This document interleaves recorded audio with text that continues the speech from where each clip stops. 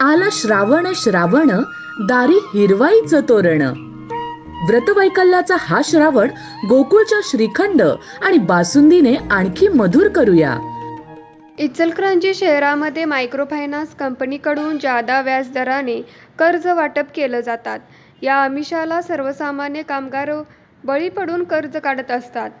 कर्ज न भरल्यानंतर फायनान्स कंपनी मोठ्या प्रमाणात तगादा लावत असतात. शहरातील गावबाग परिसरातील जामदार गल्ली येथे राहणारे मधुकर मोरे यांनी एका प्रायव्हेट फायनान्स कंपनीकडून काही कर्ज घेतलं होतं.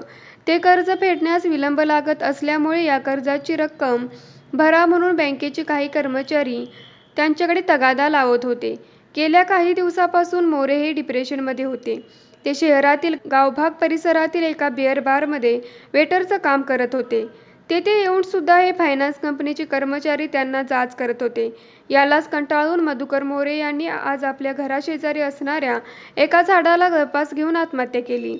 आत्महत्या करण्यापूर्वी त्यांनी फायनान्स कंपनीच्या तगाद्याला कंटाळून आत्महत्या केली आहे, असे चिठ्ठीमध्ये नमूद केलं आहे. या घटनेची माहिती मिळताच गावभाग पोलिसांनी लिहिलेली चिठ्ठी जप्त केली. या घटनेमुळे परिसरामध्ये सध्या खळबळ माजली आहे. मोरे यांच्या नातेवाईकांना कळताच फायनान्सच्या विरोधात कारवाई करण्याची मागणी केली तरच आम्ही मृतदेह ताब्यात घेऊ, पण पोलिसांनी समजूत घातल्यानंतर मोरे यांच्या नातेवाईक मित्रपरिवाराने मृतदेह ताब्यात घेतला. या घटनेची नोंद गावबाग पोलीस ठाण्यात झाली आहे. न्यूज मराठी 24 साठी विनोद शिंगे, कुंभोज.